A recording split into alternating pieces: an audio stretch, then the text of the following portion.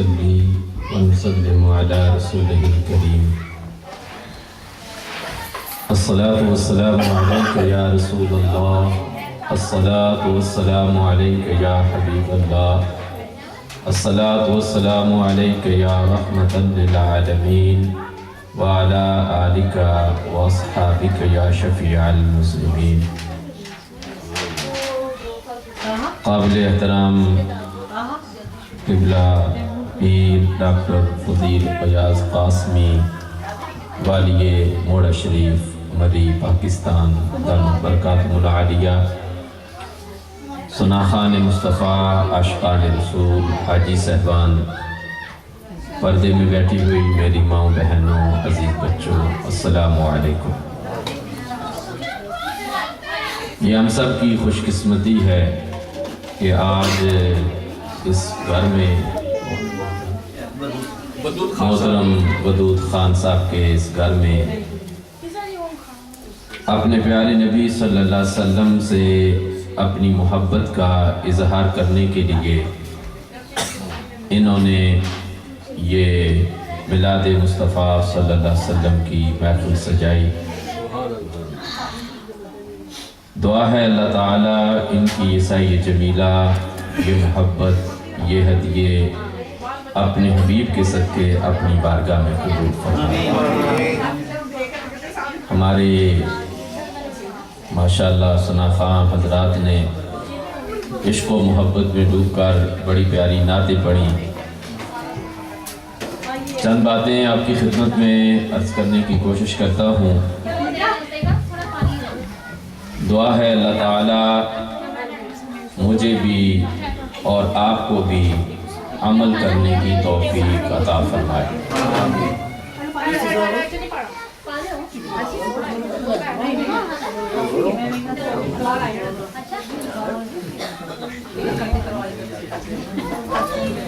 معزز سامعین، ہم الحمدللہ اسلام سے وابستہ ہیں اور ملک کے حوالے سے ہم پاکستان سے وابستہ ہیں. اس دیار غیر میں یقیناً آپ حضرات جب اپنے ملک کا دن آتا ہوگا بڑے شوق بڑی محبت کے ساتھ 14 اگست بھی 23 مارچ بھی مناتے ہوں گے. اور دنیا بھر میں جتنی بھی قومیں ہیں کوئی کسی بھی ملک کے ساتھ تعلق رکھتا ہے، جب بھی ان کی خوشی کا دن آتا ہے تو وہ لوگ مناتے ہیں. یہ صرف ہم مسلمان ہی نہیں بلکہ اللہ تعالیٰ نے قرآن پاک میں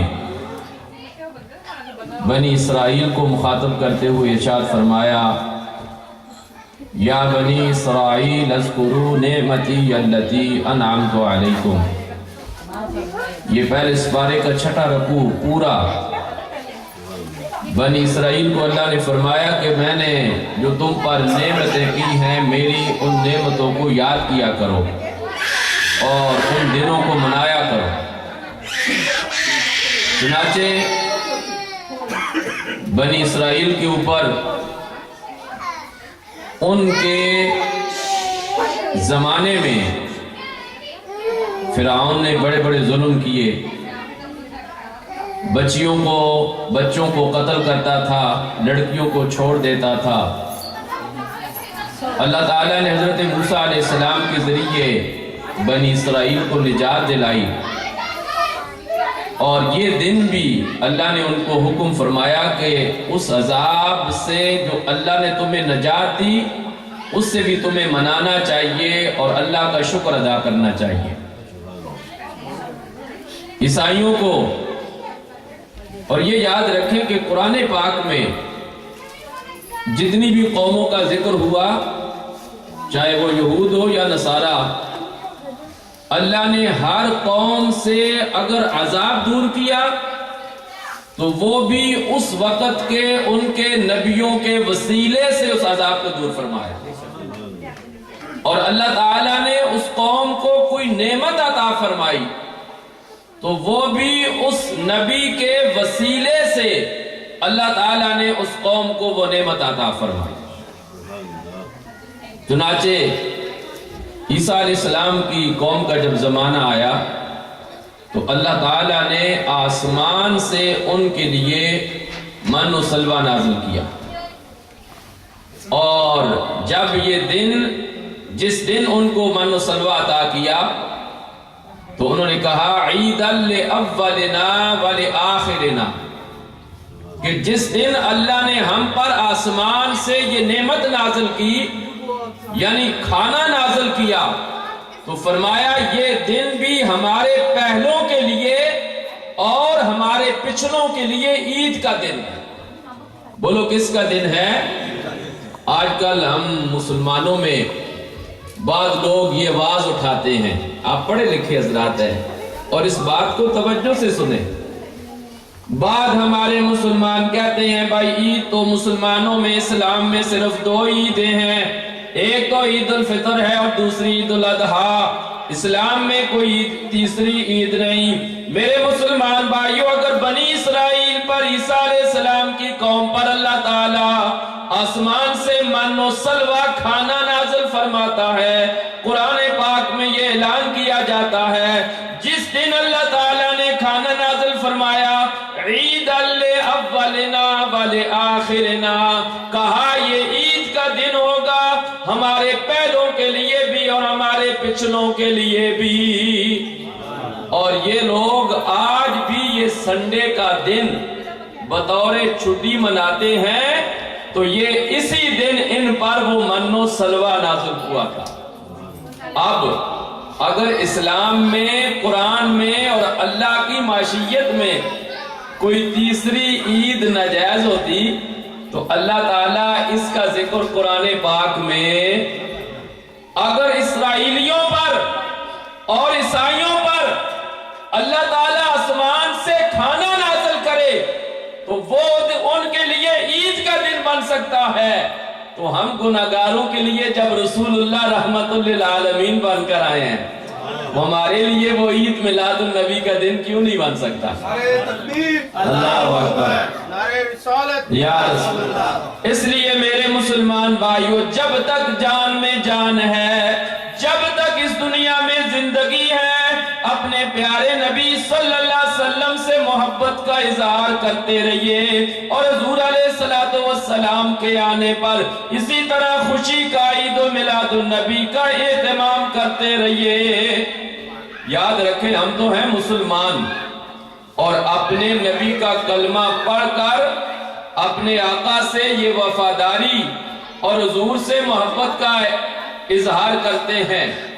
آئیے آپ کو بخاری شریف کی حدیث، اور بخاری شریف میں چیپٹر ہے کتاب الرضاعت، بخاری شریف کا وہ چیپٹر جس میں بچوں کو دودھ پلانے کا باب موجود ہے، یعنی کب بچوں کو دودھ پلانا چاہیے، کتنا ٹائم دودھ پلانا چاہیے، دودھ کے فائدے کیا ہیں، یہ حضور علیہ السلام نے تمام حدیثیں بیان فرمائی ہے۔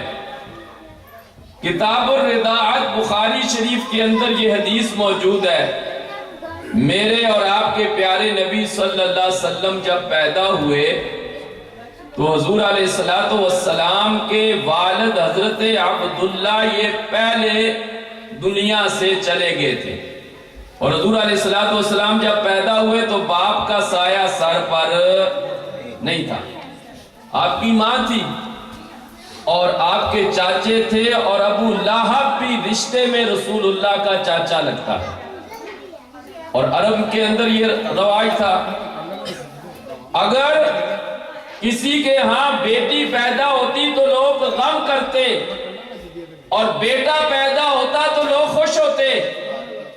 ابو لہب کے گھر میں ایک لونڈی تھی، کنیز تھی، کام کرنے والی تھی، نام تھا سویبہ۔ اس نے کہا جا کر میری بابی آمنہ کی خدمت کرو اور ان کے ہاں جو بھی پیدا ہو مجھے آ کر بتانا۔ سویبہ گئی، حضرت آمنہ کی خدمت کی، بہت سارے کمالات معجزات بینات نشانیاں دیکھی، نبی کریم علیہ الصلوۃ والسلام پیدا ہوئے، دوڑی دوڑی ابو لہب کے پاس آئی اور آ کر کہنے لگی اے ابو لہب تیرے بھائی عبداللہ کے گھر میں بیٹا پیدا ہوا ہے۔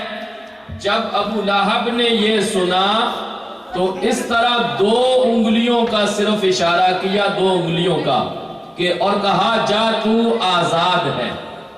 وہ غلام تھی نا، اس زمانے میں لوگ منڈی سے بازاروں سے انسانوں کو، مردوں کو، عورتوں کو خرید کر لے آتے، ساری زندگی وہ ان کی غلامی کرتے، اور اگر کسی دوسرے کے پاس جاتے یا کوئی دوسرا پسند کرتا تو انہیں غلام ہی خرید کر لے جاتے۔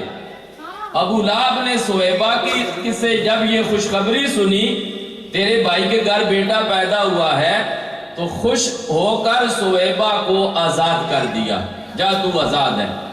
تو اس طرح نبی کریم علیہ الصلوۃ والسلام کے پیدا ہونے پر کائنات میں، دنیا میں، انسانوں میں اللہ نے خوشیاں منائی، جھنڈے لگائے، فرشتوں نے خوشیاں کی آسمانوں پر، مگر انسانوں میں جس نے رسول اللہ کے میلاد پر سب سے پہلے خوشی کی وہ ابو لہب تھا۔ وہ کون تھا بولو؟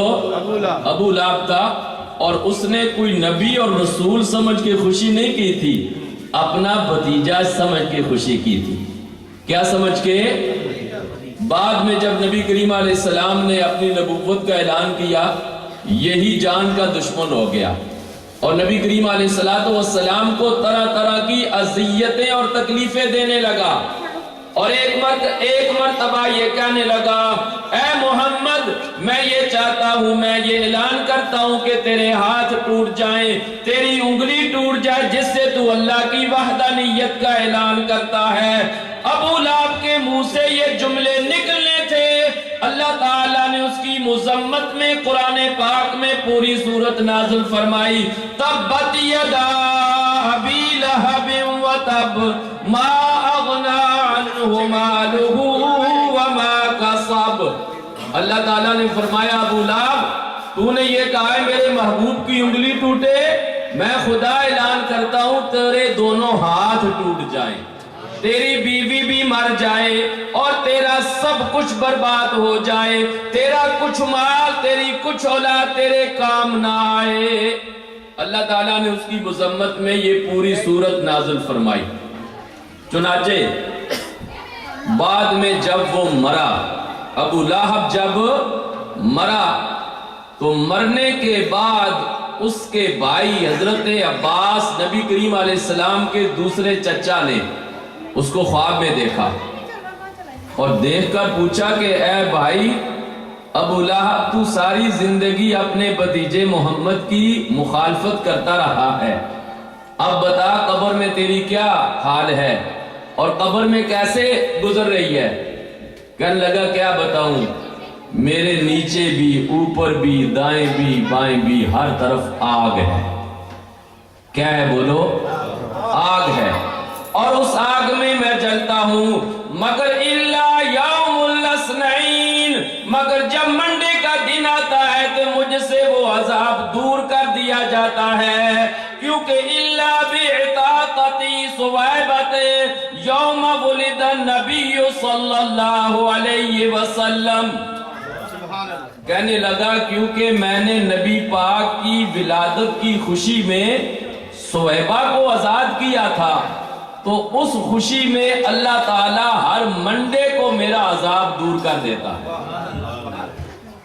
اور جن 2 انگلیوں سے میں نے اشارہ کیا تھا نا، ان سے ٹھنڈا میٹھا پانی آتا ہے، پیتا ہوں، منڈے کا دن آرام سے گزرتا ہے، اور باقی پورا ویک مجھ پر کیا ہوتا ہے بولو؟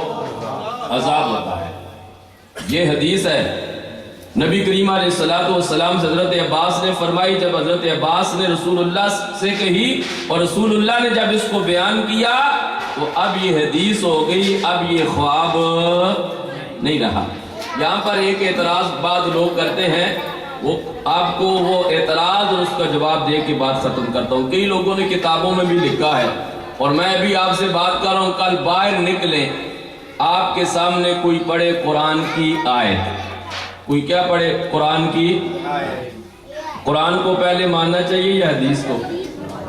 بولو پہلے قرآن کو، ہمارا بھی ایمان ہے قرآن پہلے ہے حدیث بعد میں، اور جو چیز قرآن میں ہے وہ پہلے ہے۔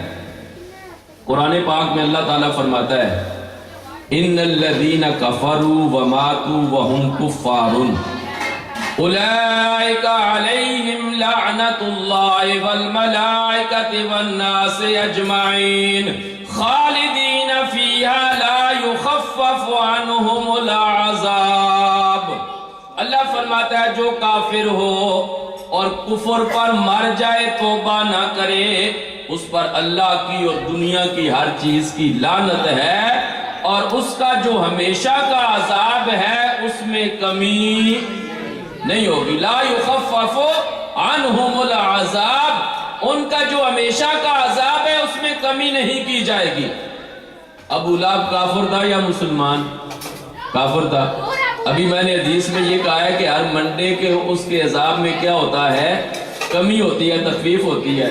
یہ لوگ کہتے ہیں جی قرآن تو کہتا ہے کافروں کے عذاب میں کمی، اور آپ کہتے ہیں ابو لہب کے عذاب میں کمی ہوتی ہے۔ ہم کہتے ہیں تم ذرا قرآن کی آیت پوری پڑھو اور ترجمہ صحیح کرو۔ قرآن میں یہ ہے کہ خالدین فیہا، کافروں کا جو ہمیشہ ہمیشہ کا عذاب ہوگا، لا یخفف، اس میں تخفیف نہیں ہوگی۔ علماء فرماتے ہیں یہ جو قبر میں عذاب ہے نا، یہ ہمیشہ کا عذاب نہیں ہے، یہ ٹیمپریری ہے، صرف قیامت تک۔ قیامت آئے گی، یہ عذاب ختم ہو جائے گا اور قیامت کے میدان میں جائیں گے، اور قیامت کے بعد جو جہنم میں ڈالا جائے گا وہ عذاب ہمیشہ کا ہوگا۔ وہ عذاب کون سا ہوگا بولو؟ تو اب قبر والا عذاب ہمیشہ کا نہیں ہے، تو لہذا قرآن پاک نے جس عذاب کا ذکر کیا ہے وہ جہنم کا عذاب ہے، قبر کا عذاب، اور حدیث میں جس عذاب میں کمی کا اعلان ہے وہ قبر والا عارضی ٹیمپریری جو عذاب ہے اس کا ذکر ہے۔ تو ہم کہتے ہیں ٹیمپریری عذاب میں کمی ہوتی ہے، اور قیامت کے بعد جہنم میں جب ابو لہب جائے گا یا کوئی کافر، تو ان کے عذاب میں کمی کیوں نہ ہوگی؟ اب ابو لہب کے عذاب میں کمی کس دن ہوتی ہے؟ منڈے۔ قیامت کس دن آئے گی؟ سبحان اللہ، جمعے والے دن قیامت آئے گی، فرائیڈے، ٹھیک ہے نا؟ قیامت کس دن آئے گی؟ جمعے والے دن قیامت آئے گی۔ بول ماشاءاللہ، بس اب سب کو پتہ چل گیا ہے قیامت کب آئے گی۔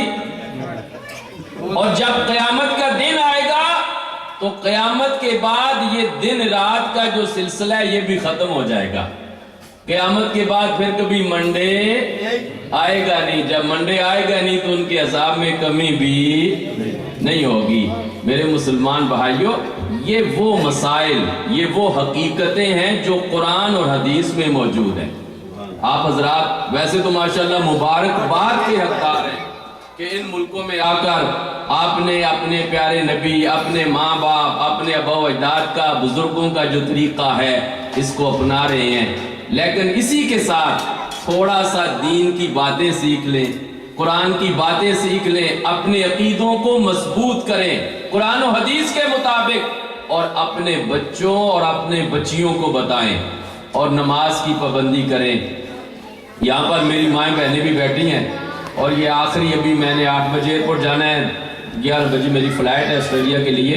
ایک آخری بات آپ سے عرض کرتا ہوں، میرے پیارے نبی صلی اللہ علیہ وسلم کی بارگاہ میں ایک مرتبہ کچھ قیدی لوگ آئے، قیدی، ان میں ایک کافر سردار کی بیٹی بھی تھی۔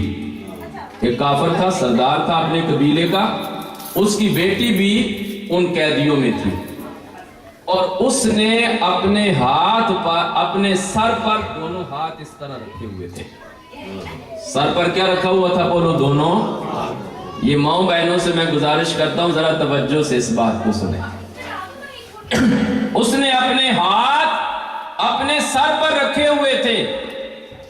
نبی کریم علیہ السلام نے پوچھا ہے بیٹی تو نے سر پر ہاتھ کیوں رکھے ہیں؟ بیمار ہے؟ کوئی تکلیف ہے؟ کہنے لگی نہیں، میں نے یہ سنا ہے مسلمانوں کا جو خدا اور رسول ہے نا، وہ عورتوں کا ننگا سر پسند نہیں کرتے۔ نعرہ تکبیر، نعرہ رسالت۔ میں نے یہ سنا ہے مسلمانوں کا جو خدا ہے اللہ ہے اور اس کا رسول مسلمانوں کے ان کے ننگے بالوں کو اور ان کے ننگے سر کو پسند نہیں کرتے۔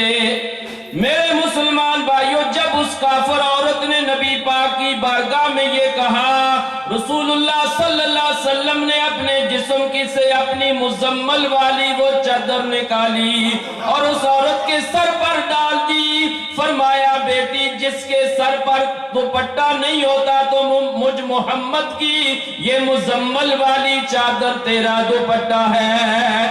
نعرہ تکبیر، اللہ اکبر۔ نعرہ رسالت۔ صحابہ اکرام نے عرض کی، یا رسول اللہ، یہ تو آپ کی بڑی قیمتی مزمل کی چادر تھی اور یہ کافر کی بیٹی تھی، کافر تھی۔ میرے آقا نے فرمایا، اے میرے صحابہ سنو، قیامت تک آنے والے میں اپنے امتیوں کو یہ پیغام دینا چاہتا ہوں، بیٹی بیٹی ہوتی ہے، چاہے کافر کی ہو چاہے مسلمان کی۔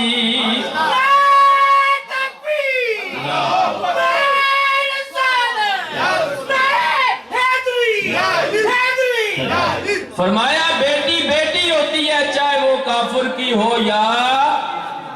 اور ایک بات اپنی بہنوں سے ماں سے کہتا ہوں، یہ تمہارے سر پر جو دوپٹہ ہے یہ دوپٹہ نہیں، یہ میرے آقا کی مزمل کی چادر ہے۔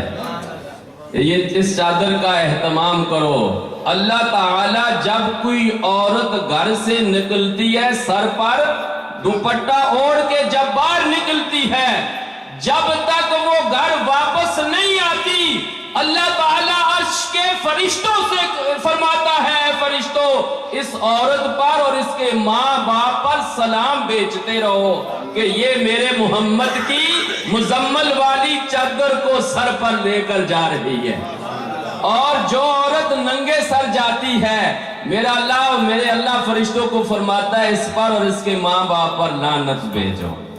اس لیے میری بہنوں، میری ماں، میرے بزرگوں، ہم اگر اس آسٹریلیا میں، امریکہ میں اور دنیا کے ان ملکوں میں آ گئے ہیں، لیکن اگر اپنے آقا اور اپنے اللہ کے ان باتوں پر عمل کریں گے، آج کہتے ہیں گھروں میں برکت نہیں ہوتی، اولادیں نیک نہیں ہوتی، جس دن ہم اپنے اللہ اور رسول کی ان باتوں پر عمل کریں گے، خدا کی قسم کامیابیاں جو ہے وہ ہمارے قدم چومیں گی۔ اللہ تعالی ہم سب کو عمل کرنے کی توفیق عطا فرمائے۔